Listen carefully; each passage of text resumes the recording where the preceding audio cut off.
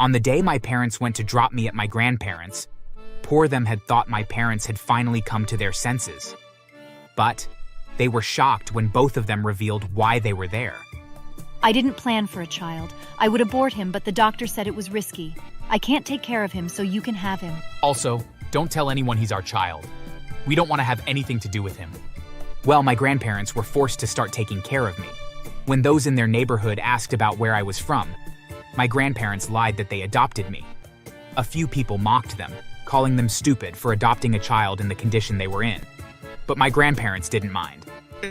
They would leave me in the care of the only neighbor they trusted and go to their farm. They worked harder than they used to so that they could take good care of me.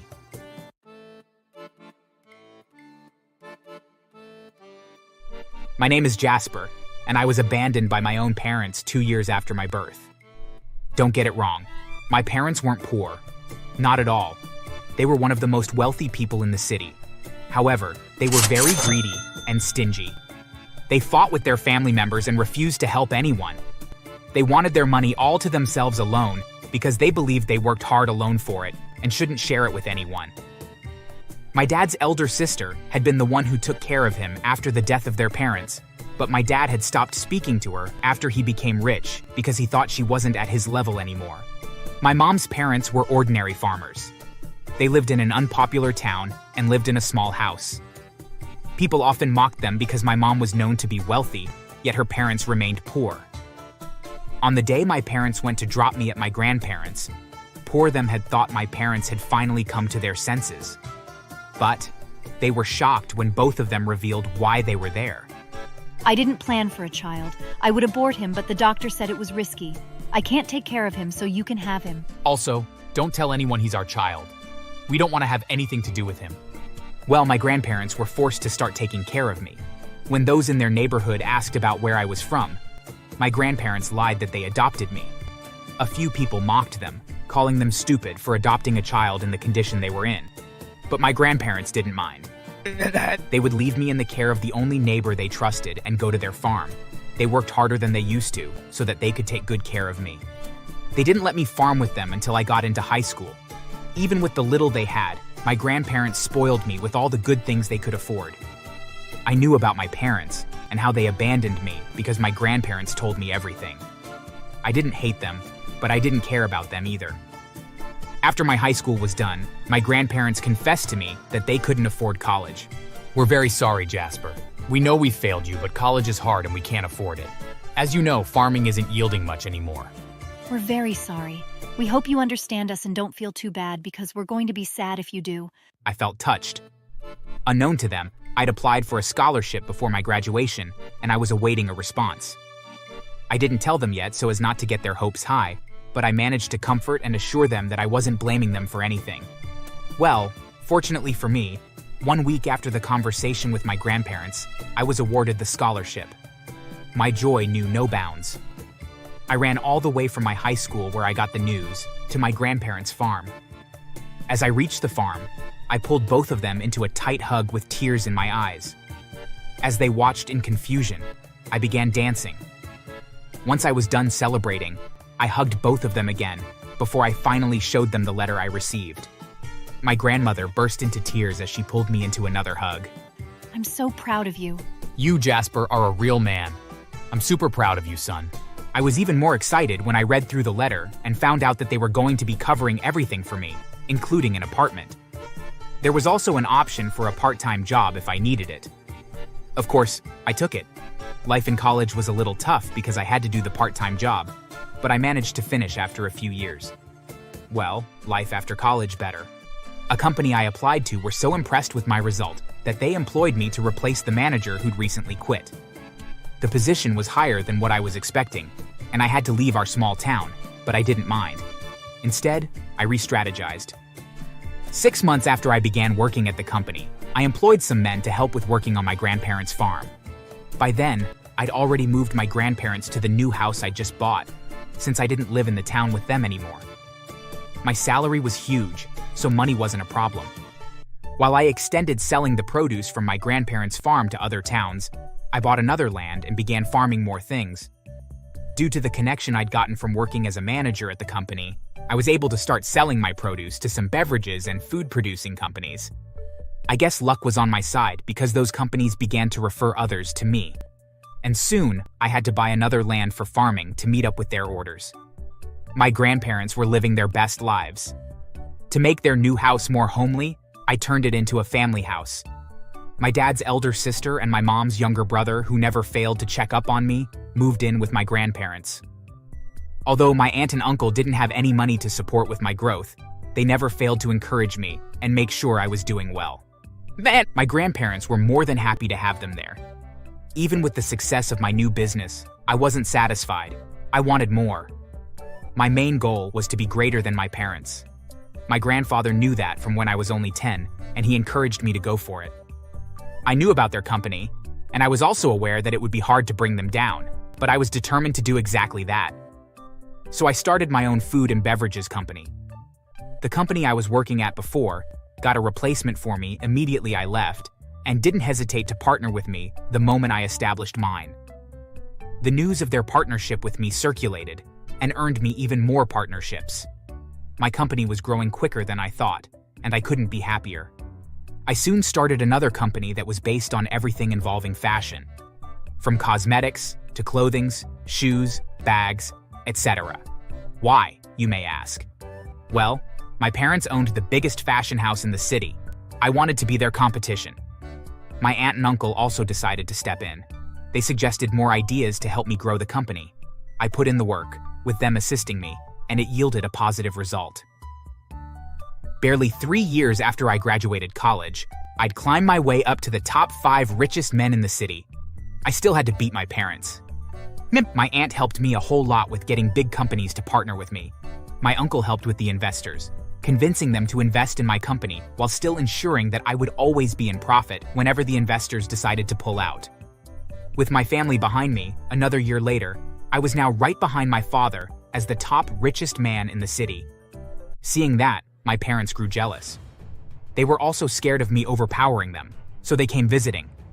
They couldn't even recognize their own son and regarded me as a normal businessman who they had something against. Mr. Jasper, I see that your businesses have been making waves. Look, you're even the second richest man now. I knew he wasn't happy for me. I sat patiently, my audio recorder turned on, while waiting for when he'd threaten me. After he'd wasted a few minutes with his fake talks, he finally hit the nail on the head. Mr. Jasper, in case you don't know, I'm really dangerous. If you dare to come after me like you've done to other businessmen, I won't hesitate to wipe you off the face of this earth. Remain in the position you are and don't try to be above me. I refused to say a word. After he dropped more threats and saw that I wasn't going to respond, he huffed angrily and stormed out of my office. I knew he'd come again, so I prepared for him. Unfortunately this time, I didn't expect him to attack the way he did. I'd just finished working that day. Just as I was about to leave my office, my father stormed into my office with 2 hefty men. Have you seen what the news is saying? They're comparing me to you. I won't let that happen. Never. He ordered the men to beat me up. I couldn't shout because they tied my mouth before pouncing on me. My workers were also not suspicious. It was only after they finished with me and left the company that I was found. While getting treated at the hospital, my aunt wanted to contact the cops, but I stopped her and told her I had my own plan. I returned to my company 2 weeks later and received yet another visitor. This time around, it was my mother. She was dressed in a very unappealing dress, exposing 80% of her body. Mr. Jasper, I'm here to remind you who the boss is and why you should stay away from my husband. She was smiling while speaking, making me wonder what she was up to. Before I could speak, she walked over to me, tore the top of her skimpy gown to reveal more of her cleavage. Then, she held me by the collar of my shirt and began screaming and crying at the top of her voice. Eventually, we landed at the station, as my mom had claimed that I tried to rape her. Her husband also rushed to the station and began yelling, promising to let the world know how bad of a person I was. It didn't take long before the news reached the public, and I was being painted as a rapist. When my lawyer came, I asked him to quickly get the CCTV recording from my office, and he immediately left to do so. It wasn't until the next day before I could show the footage to the cops.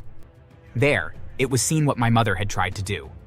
I also gave them all the audio recording from when my dad had come to threaten me. Again, matters soon reached the public, and everyone turned against my parents. But I wasn't done. After I got my parents arrested, I left and went to prepare for a press conference. There, I told them how my dad had also come to my office to beat me up, alongside evidence of it. Apparently, one of their former workers was working at my company. She'd lied to them that I didn't have a camera in my office when they asked, and they believed her because she also lied that she hated me and was going to support them in bringing me down. Everyone was shocked to hear how evil they were. Still, I wasn't done. I revealed that they were my parents and also told them how they'd abandoned me since the tender age of 2. With all that information, people began pulling out of their company. I charged my parents to court, and after the hearing, they both got 8 years imprisonment. Before they were taken away, I walked over to them with a bright smile. How does it feel to be defeated by your own son who you abandoned? I guess it doesn't feel so good. Well, I'm glad. I hope you've received the news of your downfall. Your houses have been destroyed, as well as your cars. Your company is so close to not existing anymore. I'll see you in 8 years, mother, father. My parents were shocked. All this time, they had no idea I was the abandoned child. Jasper, we are sorry for abandoning you. We still love you. Please don't let us down. We brought you into this world. But you abandoned me, so you're not my family. Officer, take them away. As I watched them get pulled away, seeing the tears and look of regret on their face, I couldn't stop smiling. They got what they deserved. Thanks for watching. Make sure to subscribe and leave a comment down below saying I subscribed, and we will try our best to reply to your comment.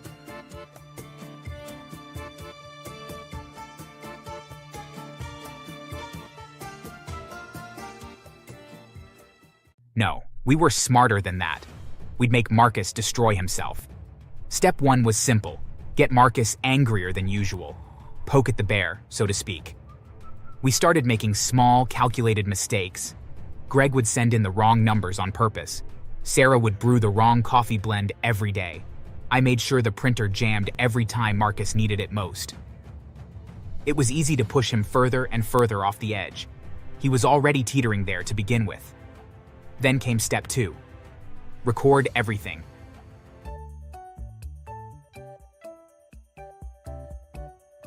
Hi, my name is Daniel, and I've worked in plenty of toxic environments before, but nothing could have prepared me for him. It's been 7 months since I started at Ferris Incorporated, and I have never encountered a boss quite like Marcus Ferris. The man was something else, completely out of his mind. A walking powder keg just waiting to blow. It wasn't just that he was mean or difficult.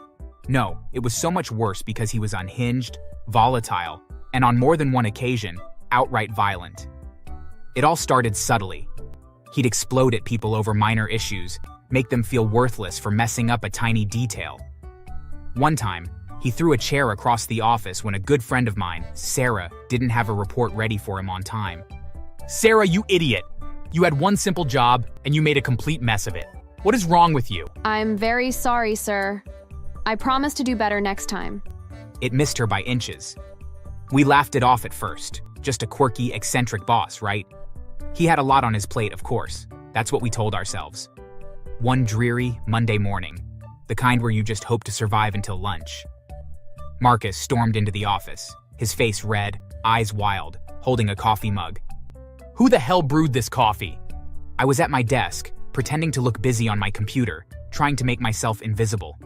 Everyone knew that coffee was a sore subject with him. God forbid if you didn't make it exactly the way he liked it. Timidly, I raised my hand as it had been my turn to make the coffee that day. But I had rushed it, and obviously it wasn't to Marcus's liking. I did, sir. He walked straight up to me, gripping the mug like he wanted to crush it in his hand. Did you use the special blend like I've told you 1,000 times? I told everyone I only want the special blend on Mondays. I'm sorry, Marcus. I must have grabbed the wrong one. I'll make sure to remember for next time. Before I could finish, he threw part of the coffee on me before smashing it against the wall. It shattered, and the hot coffee splashed everywhere. I flinched as the hot coffee sprayed over me again. Everyone else, though, didn't even move. We were used to this by now. You're all incompetent. None of you can handle a simple task like making coffee. What the hell are you doing here? I blinked back tears, staring at the brown streaks dripping down the wall. Marcus stormed back into his office and slammed the door behind him. That night, after he left, we huddled in the break room, whispering, "That man's going to kill someone one day." Yeah, I know. He's going to throw something and hit someone eventually and really hurt them. As is, you got burned by that coffee. But what can we do? I don't know yet, but we need to think of something. 2 weeks later, Marcus's madness reached a new level. It was mid-morning, and we were all typing away at our computers when the sound of banging erupted from the copy room. Papers flew everywhere, and the air filled with the unmistakable clatter of plastic being smashed to bits. I walked over, peeking into the room. There he was, screaming and kicking the office printer like a man possessed. "Stupid machine. Useless piece of junk." "What happened?" "It's jammed." He snarled, storming out, not even caring that the room was now littered with the remains of the company's third printer in 6 months. Marcus didn't care about the damage he left in his wake.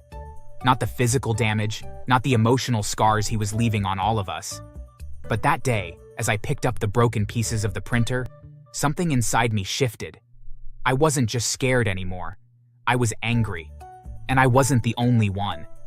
There's only so much abuse you can take before you snap. The final straw came during the annual team-building retreat, a mandatory weekend getaway that was supposed to improve morale. Ironically, it had the opposite effect. The retreat was at a cabin in the woods that Marcus owned. We all just assumed that he wanted to show off that he owned the property, but none of us cared about what he owned. We were all just counting down the minutes until we could go home. Late Saturday night, we were sitting around the campfire when Marcus started in on Greg. He worked in the cubicle next to me. I don't even remember what set Marcus off. Probably something trivial like the wrong marshmallow toasting technique. Again, you're a failure, Greg. You know that? You think I don't know you've been screwing up those client reports? You can't even toast a damn marshmallow correctly. You're lucky I don't fire you on the spot. Greg clenched his fists, his jaw tightening.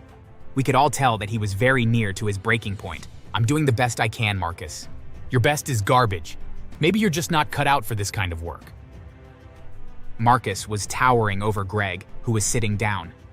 He then slapped the poker Greg was using to roast marshmallows with out of his hands.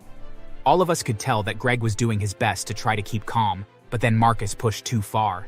He pushed Greg, shoved him hard in the chest, causing him to stumble and fall into the fire pit. He scrambled to get up, but not before the flames licked the side of his pant leg, burning a hole through the fabric. We rushed to pull Greg away, and the look in his eyes said it all.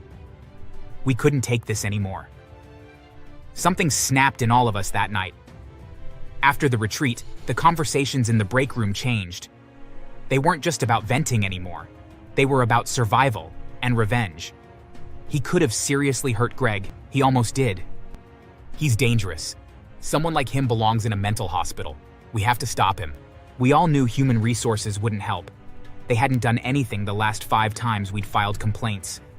Marcus was untouchable. He was the founder, the golden boy who'd built the company from the ground up. As long as the profits kept rolling in, no one cared how he treated his employees. That's when Sarah suggested it. What if we get him back? What do you mean? At first, the idea seemed ludicrous. We couldn't go after our boss. But then again, what was the alternative? Keep letting him terrorize us until someone ended up in the hospital, or worse. Over the next few weeks, we started planning. It wasn't going to be anything violent. None of us wanted to stoop to his level. No, we were smarter than that. We'd make Marcus destroy himself. Step 1 was simple. Get Marcus angrier than usual. Poke at the bear, so to speak. We started making small, calculated mistakes.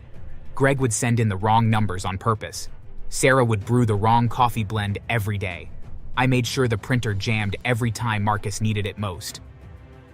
It was easy to push him further and further off the edge. He was already teetering there to begin with. Then came step 2. Record everything. Greg was a whiz with technology, and he managed to set up hidden cameras and microphones all around the office, capturing every single one of Marcus's tirades in crystal clear audio and video. The physical threats, the verbal abuse, all of it. We had more than enough evidence by the end of the month to show the world exactly what kind of monster Marcus Ferris really was.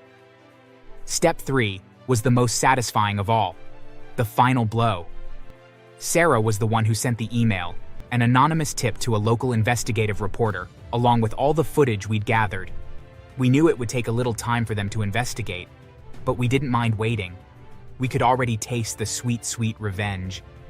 It all came crashing down for Marcus, faster than any of us had expected.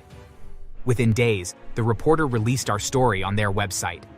Before long, dozens of people from the media swarmed our office, reporters at every corner, demanding comments from anyone who would talk. The video clips of Marcus's outbursts went viral, splashed across every news outlet and social media platform. The hashtag #MadMarcus was trending everywhere you looked. Even though he was the founder of the company, there was a board of directors, and with the public shaming of Marcus, they couldn't ignore the problem anymore. The company was hemorrhaging money, and so the board demanded that Marcus step down and leave the company. This set Marcus off like nothing else. He ran around the office, throwing anything that wasn't bolted to the floor around, and was ranting and raving. You'll all regret this. I'm going home for now, but I'll be back tomorrow, and I'll kill anyone who tries to force me to leave a company I built from scratch. You haven't won. I don't know which of you exposed me, but I'll make every last one of you pay for humiliating me like this. We were all terrified as we knew that that was exactly what he was going to do. As he left the building, though, he ran out to his car and got into it, and sped out of his parking spot so fast that he smashed into other cars and continued to clip other vehicles until he was out of the parking lot. The next day, we were all dreading what was going to happen. I feared that Marcus was going to come back armed and hurt people, but then I saw Sarah smiling, and I was incredibly confused. What are you so happy about? Oh, you didn't hear? No. What's up? Marcus never made it home last night. He was so angry that he drove incredibly reckless and caused a huge car accident. It will be a miracle if he even walks again. I jumped on my computer and saw that what she was saying was true. Marcus had caused a 10-car pileup, and he had been airlifted to the hospital. It was so bad that he had become a paraplegic, as his injuries were so bad that he was paralyzed from his neck down. He had to use a special wheelchair that was driven by his mouth just to get around. On top of that, the families of the other people involved in the crash sued him for the pain and suffering he had caused them, and he was forced to pay out millions of dollars, which left him nearly broke and penniless. His girlfriend left him when he became broke and sick and fled to another state, deleting all of their photos on her Instagram. After that, we never saw Marcus again, as he had become a shut-in. From what we heard, he basically withered away and became a shell of the person he used to be. As for those of us in the office, we felt incredibly relieved, and the woman that the board of directors hired to replace Marcus was amazing. She was strict, but very fair, and really kept us not only motivated, but made us feel valued and important. After that, we didn't have any more problems at work. I wish I could say Marcus went quietly, but of course, that wasn't his style. One day he showed up at the office, screaming at everyone, accusing us of betrayal. "You think this is over? I'll ruin all of you," he bellowed as security escorted him out of the building. But we just stood there, watching him go, knowing he didn't have a shred of power over us anymore. We later heard that Marcus was constantly being bullied by his caregiver. Whenever he shouted at him, the caregiver would lock Marcus in the bathroom for hours. Now, Marcus has become a shadow of his former self and constantly burns through his savings to pay the caregiver. Most of his family members have cut ties with him too, after hearing how poorly he treated his workers. He is now depressed. In the end, we didn't just get revenge on Marcus, we got our lives back. Thanks for watching. Make sure to subscribe and leave a comment down below saying "I subscribed," and we will try our best to reply to your comment.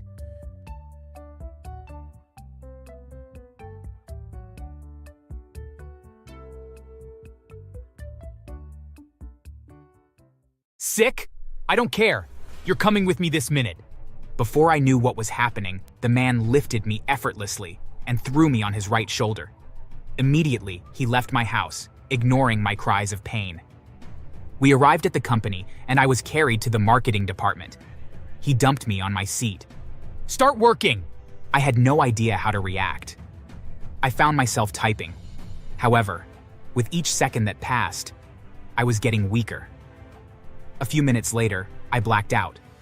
The next time I opened my eyes, I realized I was at the hospital. I received my letter of dismiss there, and I couldn't be happier.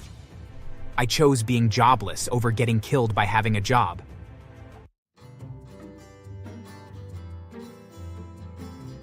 Two years ago, I got a job at a famous chocolate-making company. Before then, I'd used 2 whole years searching for jobs around after finishing college. It was a trying period, and I was desperate to do any job I got. When I got the job at the company as one of the marketers, I was overjoyed. I screamed and jumped in happiness, as it was my dream to be a marketer. That company? Bro, can you cope there? When I announced the news to my friends, they had quite a lot to say about the manager. Apparently, 2 out of my 3 friends knew people who'd worked there and had to leave because of the man. My cousin had to attend therapy sessions for 6 months to get over what he did to her. He's a cruel asshole. No one can report him because he's also very manipulative. Even more, the owner trusts him completely, and everyone he's bullied knows it's a waste of time to try reporting him. The whole thing sounded weird and unbelievable. I mean, there's no way 3 people would report him, and all 3 would be termed liars. Also, couldn't they think of a way to get evidence to prove that the man was evil as they claimed? I concluded that their stories were stupid. I was going to take the job and see for myself if the man was as ruthless as they claimed. I resumed the next day. The first person I encountered was a man with a very good build. He was tall and very muscular. He also had a few strands of gray in his hair. I could see everyone who passed him, bowing their heads to greet him. I immediately concluded that he was the CEO of the company. I was about to approach him when I was stopped by his sudden yell. "How dare you drop my bag? You're fired! Fuck out of here this minute!" I was shocked. The worker behind him, who I hadn't noticed earlier, had accidentally dropped his bag. I was confused on how he could fire her for that. Another worker, without being told, quickly approached them and took the bag from the lady. Afterward, she turned and walked out in tears. I stood in shock and watched as the man made his way in. Once he got to the elevator, everyone moved away, giving him space. When the elevator opened, those inside quickly rushed out, giving him the chance to use it alone. A thought crossed my mind about him being the manager my friends told me about, but I shook it off. There was no way a manager could have that much authority. Once he'd left in the elevator, the workers heaved a collective sigh. It was obvious that they were scared of him, from their body movements and facial expressions. I approached one of them. "Hi, bro. I just got employed yesterday and it's my first day at work." "Who was that man from earlier?" "That's Mr. William. He's the manager here. In anything you do, avoid him. Even the slightest mistake will make him fire you. He just fired our best marketer for accidentally dropping his bag." Hearing that made me both shocked and scared. My friends' stories were slowly starting to seem true. The man was indeed cruel. However, I hadn't even started working yet. I couldn't give up so soon. As I stepped into the elevator with some colleagues, I resolved within myself to avoid the man as much as I could. Even if I did come across him, I would make sure to do everything I could to not make any mistakes. I walked into the marketing department, and the head of the team approached me. I was assigned to my desk and given the rulebook. I was also given some things to type out. However, the man instructed me to go through the rulebook first, before doing anything. Going through it, my mouth hung open. The rules were outrageous. First, we had no sick leave. How could sick leaves be canceled? I left my seat and went to the leader. "I'm sorry, but it says here that there's no sick leave. How's that possible?" "Well, the manager canceled that for marketers. We have to ensure our chocolate is leading in the markets. We ensure to not fall sick. However, when we do, we treat ourselves here at work." The whole thing didn't seem normal to me. What if it's a serious case and you have to go to a hospital? Well, we make sure it doesn't get to that point by going for a full-body checkup monthly. Please, return to your seat and finish reading. We have a lot to do. After work that day, though it was too stressful. I returned home very tired and unable to even take my night bath. I fell asleep immediately my body touched my bed. The next morning, I was forced to wake up by 6 a.m., have a quick bath, and put on any outfit my hands chose. I had to be at work by 7:30 a.m. I left home around 7 a.m. and quickly got a cab that dropped me at work 5 minutes before the set time. That day was the beginning of my life in hell. I thought I'd be able to excuse myself and get breakfast, but I wasn't allowed. The permission to eat was only from 1 p.m. to 2 p.m. I hadn't had dinner the previous night. The thought of not having breakfast, too, broke my heart. I managed to work until it was lunchtime. I felt my energy return after lunch, but it all went away by the time I was done for the day. My body was stiff, and the most stressed out it had ever been. However, when I got home, I didn't make the mistake to sleep off immediately, no matter how sleepy I was. I got my clothes for the next day out and had dinner before I finally slept. The next day, I woke even earlier, had a quick bath, got dressed, fixed breakfast for myself before leaving. My life continued that way, each day coming with even more stress. I could barely see my friends anymore. The only day of the week which I was free, I used it to sleep to my satisfaction. I was getting drained, and I knew it. I always had to down pills for headaches and body pains. I would leave, but I was scared of going back to being jobless. Those 2 years I spent being jobless were horrible. However, having a job wasn't even any better. The only advantage I had was the high payment I received bi-weekly. I knew they paid so much to keep the workers tied to them. For 2 months, I managed to avoid the manager.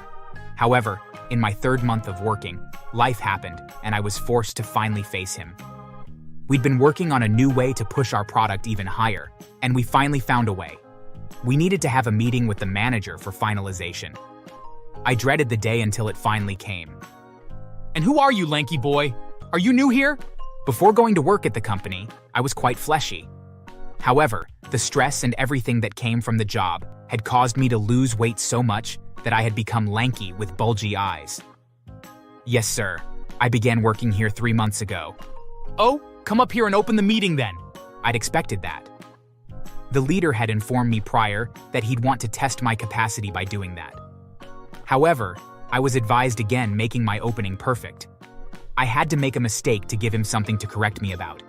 If it were perfect, I'd be targeted by him and tortured verbally until I had to leave the company.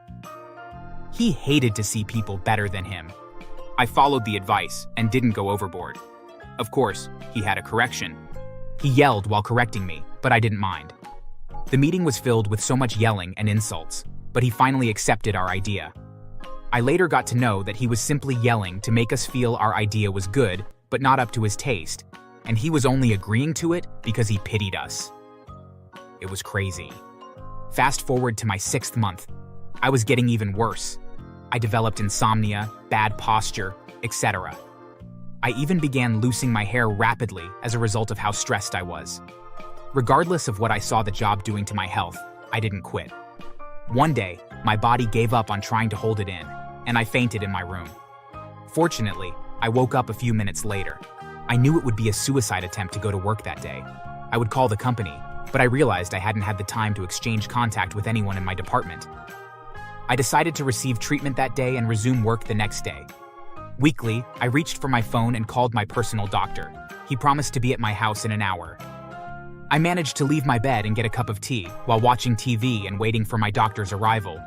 However, 30 minutes later, I suddenly heard the doorbell ring. Though my doctor had arrived earlier, so I forced myself up and went to get the door. However, I was shocked to see the manager standing in front of me. I moved back in fear, and he followed me. How dare you skip work, huh? Sir, I'm sick. Sick? I don't care. You're coming with me this minute. Before I knew what was happening, the man lifted me effortlessly and threw me on his right shoulder. Immediately, he left my house, ignoring my cries of pain. We arrived at the company, and I was carried to the marketing department. He dumped me on my seat. Start working! I had no idea how to react. I found myself typing. However, with each second that passed, I was getting weaker. A few minutes later, I blacked out. The next time I opened my eyes, I realized I was at the hospital. I received my letter of dismiss there, and I couldn't be happier. I chose being jobless over getting killed by having a job. It didn't end there. Once I was discharged, I filed a case of emotional abuse, assault, and physical abuse on workers. I managed to get the previous workers to come in as witnesses, and they agreed, as they were also tired of his wickedness. I also found nearly all of the previous workers he'd assaulted, and the case was taken to court. The CEO was shocked to see the video of him carrying me out of my house against my wish, which was caught by my CCTV cameras. He was even more shocked by the testimonies of all the workers, which were nearly 100. The court sentenced him to 10 years imprisonment with hard labor. All of his money and investment were also shared between all affected workers, leaving his family who depended on him with nothing. His wife was furious after finding out how horribly her husband had been treating workers and filed for divorce. The CEO also gave me my job back. Due to how well I'd performed at work, more than the old workers, I was promoted to the post of the marketing leader. I didn't think the punishment was enough for the manager, so I went to visit him in prison and told him of my new position. I could see how angry he looked, but I just laughed before I left.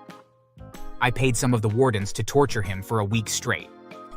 The next week when I visited again, I was happy to see the marks and injuries all over his body. I'm sure by the time he is out of there, he will be more humble. The company became a safe and enjoyable place to work at. We later heard my boss was nicknamed the Wicked Boss by other inmates and was bullied in prison, and occasionally his food will be seized by other inmates. Thanks for watching. Please like and subscribe to the channel.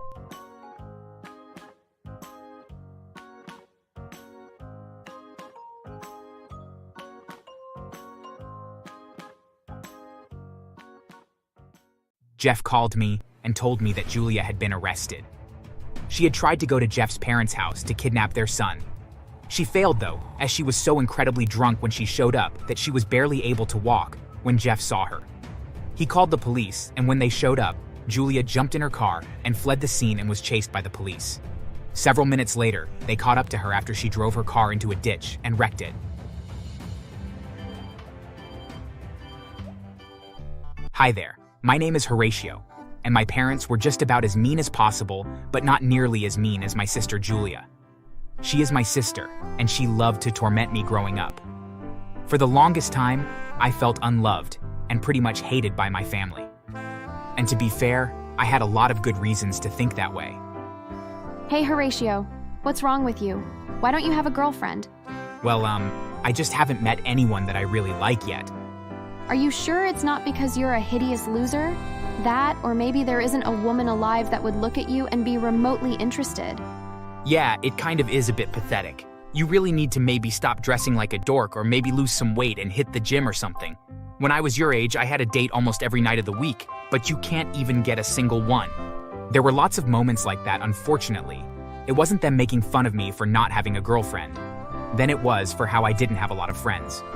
Or for barely going out. Or for being in the chess club or in the debate club. They always found a reason to make fun of me, or sometimes it was worse than that. There were many times that they would even get abusive. Horatio! What, Julia? I thought I told you to wash my clothes.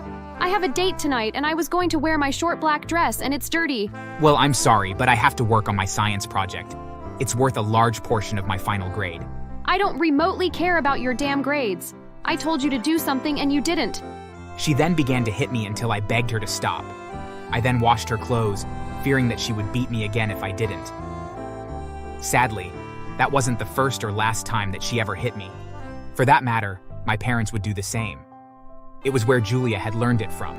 By the time that I was 18, I was desperate to move out and get away from them. I didn't really have the money to get my own place, but I didn't care. As soon as I could, I left home and moved in with some friends of mine. It wasn't perfect, but it felt so good to finally be free from those people. My friends were selfish at times, but no matter how annoying they could be, it was still 100 times better than living with my own family. Eventually, I was able to get a much better job, and because of it, I was able to rent a place of my own. It felt so freeing to finally be able to stand on my own 2 feet and be self-reliant. Things were going really well, and then one day I got a letter from my family. I was incredibly annoyed, but curious what they wanted. As I opened the letter, I saw that it was a wedding invitation. Apparently, my sister was getting married, and I figured that she pretty much was just looking for a gift. At any rate, I was curious if I was correct or maybe if they had changed. I sure did. I had gotten in shape, and I was no longer the shy and fearful kid I used to be. And so I figured the only way to find out if they had changed was to go to the wedding. Although I really didn't think that they had, but anything could happen. And so I attended the wedding and instantly regretted it. Oh, look who decided to show up. Hey, Dad. Hey, Mom. Of course I showed up. I got an invitation after all. How have you been? We couldn't be better. So I take it that you still aren't married? No, I haven't gotten married yet. Nothing has changed. You're still a pathetic loser. I wouldn't be surprised if you've never had a girlfriend ever in your life. I doubt you've even ever kissed a girl. Ah, well, at least you've lost some weight. You're still ugly, though. Sadly, it was painfully obvious that my parents hadn't changed at all, and as soon as I saw Julia, I knew that she hadn't either. Oh, you did decide to show up. What did you bring me? Oh, honey, don't joke like that with your brother. Hi, Horatio. My name is Jeff. It's really nice to meet you. It's really nice to meet you as well. Honestly, it was exactly what I expected. Well, almost. I hadn't expected for Jeff to be a decent guy, which made me wonder why he was marrying my sister. After all, she was a complete asshole and Jeff really seemed like a great guy. At any rate, I left the wedding later, and after that I kept in contact with Jeff. We found that we had a lot in common. Years passed and I drifted away from my parents and sister, but I still spoke with Jeff from time to time. Eventually, he told me about how Julia was pregnant and how she later gave birth to a son. Soon after that, though, even Jeff drifted away. I wasn't sure why and just assumed that life had gotten busy and that he had needed to focus all his energy on his family. I didn't take offense and just focused on my own career and life, and was doing better with each passing year when once again my family came back into my life. Julia texted me one day and asked to meet with me. Just as before, I was curious as to why she wanted to talk to me, and so I agreed to meet with her for coffee when she dropped a number of bombshells on me. Hey, idiot. So listen, I really need your help. Well, since you asked so nicely, how could I refuse? Oh, stop with the sarcasm. I know that you are making really good money, and I need you to help me out and hire a really good lawyer for me. Why would I do that? And what do you need a lawyer for? Jeff wants a divorce, and I need to hire a really good lawyer to protect me and my son. Okay, but why do you need my money? Can't you just borrow it from Mom and Dad? No. Dad had a stroke, and they're spending all of their money on personal support workers for him. Honestly, they will probably be contacting you soon too to ask for money. As it turns out, you're the only one doing well. At any rate, we're family. So when can I get the money? This is a lot to process. I'm going to need a few days at the very least to think this over. What is there to think over? We're family. That's all that matters. Can you at least give me a few days? This isn't something small that you are asking me for. Without waiting for her to respond, I left and went home. As soon as I got home, I called up Jeff to hear his side of the story, and he answered the phone. He told me all about how he had suspected that Julia had been cheating on him, and that he had hired a private investigator who had confirmed that not only did she have one boyfriend, but that she had 3 in total. And what was worse was that he had only stopped speaking with me because he had been scared to. As it turned out, Julia had been physically and emotionally abusing him for years, and he had only recently been able to fight back against her control of the relationship. He had taken their son and moved in with his parents to get away from her abuse and cheating. I felt so bad for him that I told him that he could count on my help. He was of course skeptical, but after I told him about how my parents and Julia used to treat me when we were younger, he began to trust me. The next day, I told Julia that I wasn't going to help her, and that I was going to help Jeff instead. She of course flipped out and threatened to kill me, but her threats didn't carry any weight with me. I was no longer afraid of her. Weeks later, Jeff called me and told me that Julia had been arrested. She had tried to go to Jeff's parents' house to kidnap their son. She failed though, as she was so incredibly drunk when she showed up that she was barely able to walk when Jeff saw her. He called the police, and when they showed up, Julia jumped in her car and fled the scene and was chased by the police. Several minutes later, they caught up to her after she drove her car into a ditch and wrecked it. After they dragged her away and charged her with driving under the influence of alcohol, along with a huge list of other charges such as fleeing a scene, burglary, attempted kidnapping, child endangerment, and with Jeff's testimony, they also added assault to the list of crimes as well. With all that ammunition, Julia was looking at being sent to prison for a few decades at the very least, which made the judge that presided over Jeff's divorce case heavily favor him. He was awarded full custody of his son and was given the house, car, and all their assets as well. If my sister hadn't been a violent screw-up, then she would have had to pay Jeff a substantial amount of money in alimony. Instead, though, she was sent to prison, and from what I hear, she isn't doing very well. She contracted several sexually transmitted diseases from all her boyfriends, and her health has declined significantly as a result. Thankfully, though, Jeff didn't catch anything from her. As for my parents' health declined significantly after my sister was thrown in prison. My father suffered another stroke and nearly died. He is now stuck in a coma, and the doctors don't think that he will ever regain consciousness. And my mother had a psychotic break and needed to be hospitalized, as she no longer speaks or even makes eye contact. Although she is awake, she is pretty much in a coma as well, and barely responds to anything and barely eats either. Jeff, however, is doing much better without Julia in his life abusing him, and I'm happy to say that we have become best friends, and even my nephew is doing much better. And as luck would have it, I met a woman that makes me feel incredibly happy.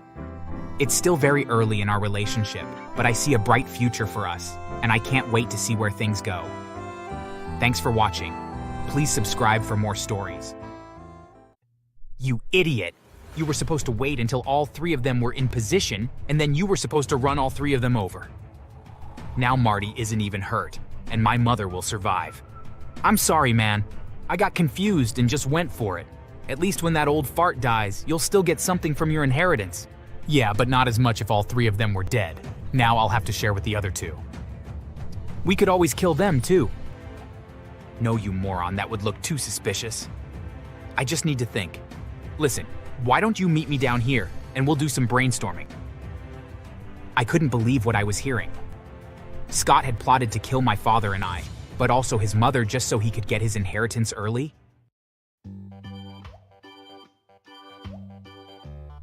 Hi there, my name is Marty, and growing up things were great. My parents were wonderful people and owned a very profitable business. They owned several factories that produced all kinds of goods that helped us live a very comfortable life. That is, until my mother fell sick and passed away. It came on very suddenly and caught us all off guard. For years I felt like I was lost and had a really hard time working through my grief. But after a lot of therapy and counseling, I was able to accept what happened. My father went through the same thing, and the one thing that helped more than anything else was that we had each other to lean on. Years later, after I'd graduated from college, my father came and told me that he had started to date someone, and although I was a little bit hurt by the news, I knew that he deserved to be happy and that he deserved to share his life with someone. Shortly after he told me he was dating, he introduced me to Carol, and we hit it off right away. She was such a delightful person, and I could see what my father saw in her.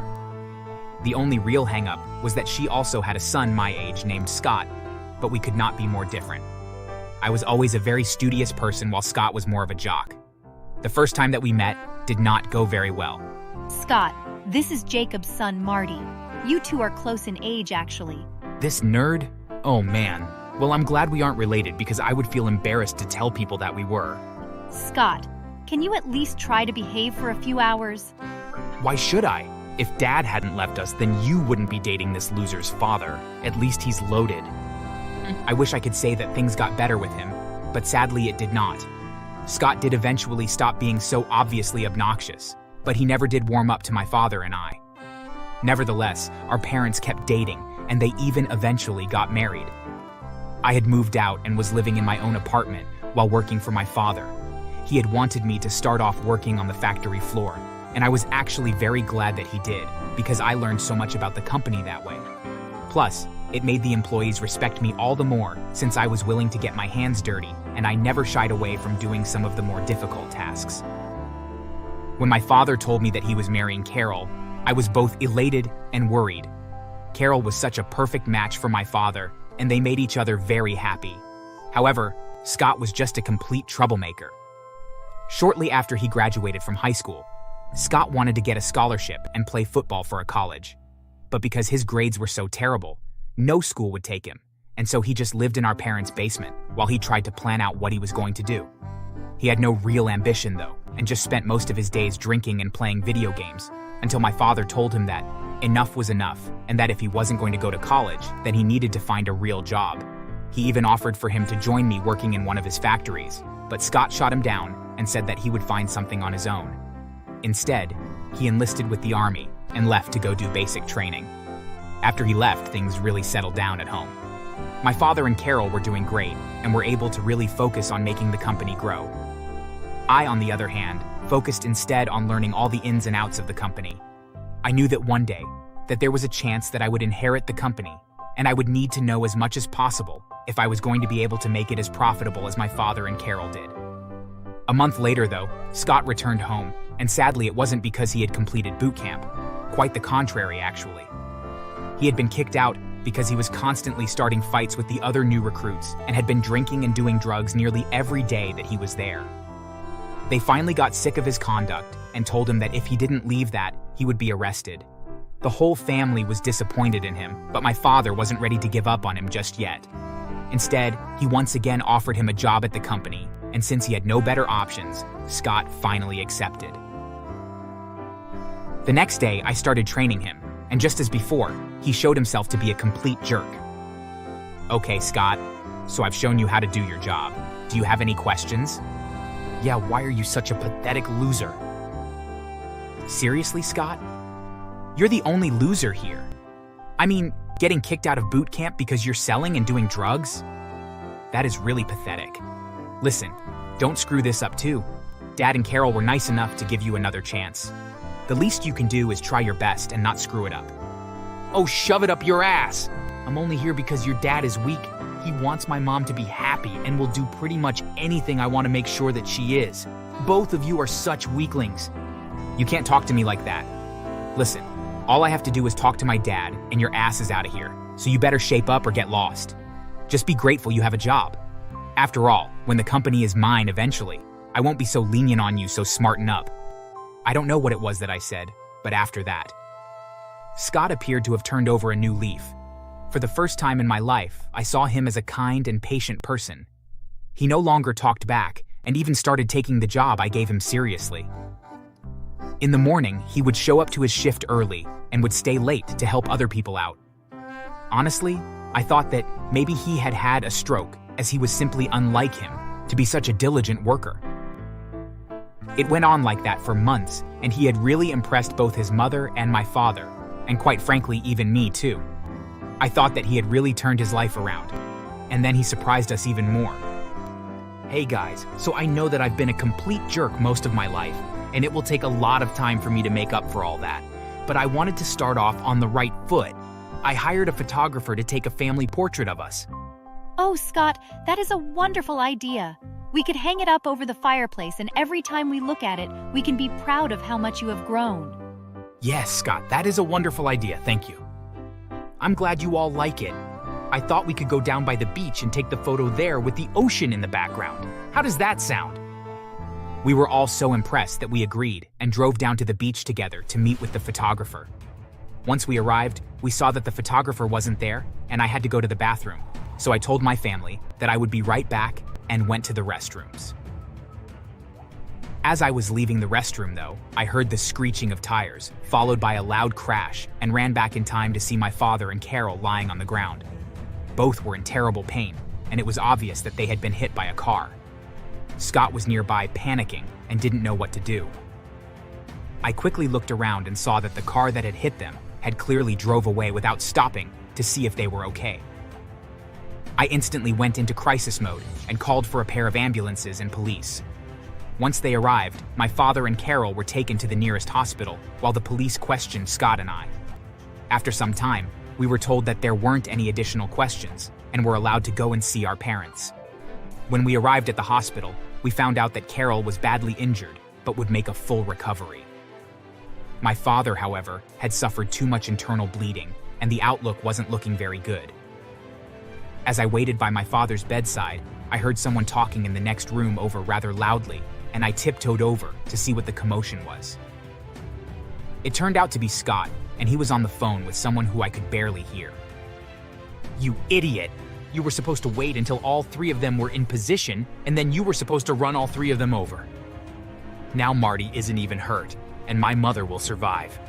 I'm sorry, man. I got confused and just went for it. At least when that old fart dies, you'll still get something from your inheritance. Yeah, but not as much if all three of them were dead. Now I'll have to share with the other two. We could always kill them too.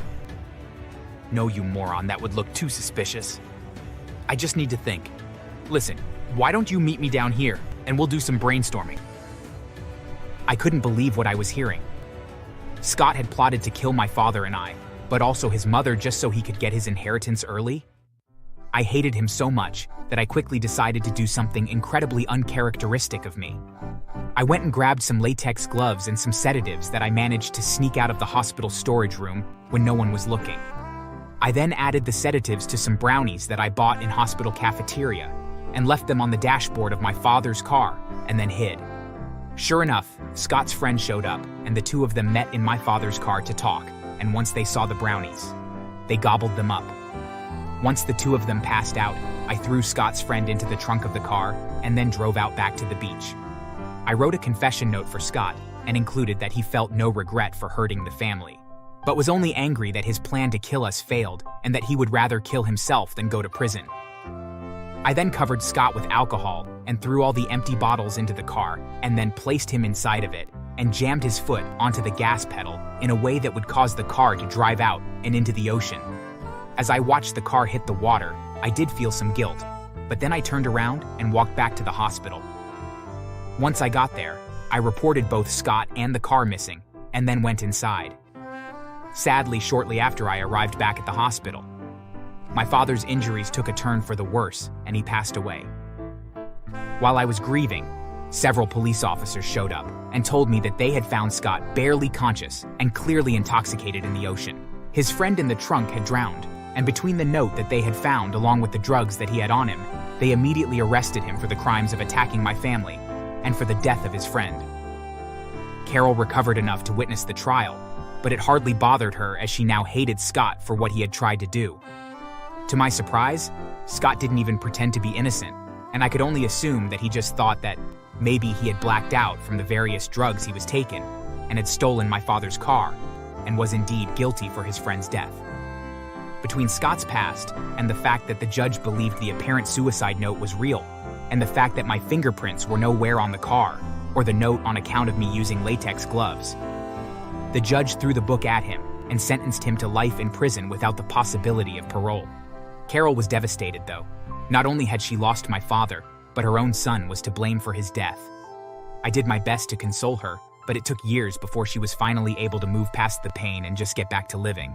As for me, well, I ended up inheriting my father's entire fortune, and I used a good portion of it to make sure that Carol lived a happy and well-cared-for life. I did feel guilty for what I had done, but I was able to eventually feel justified as Scott's friend had killed my father, so killing him and framing Scott for it felt like justice. It definitely wasn't legal, but deep down, I didn't care. Do you think that I went too far?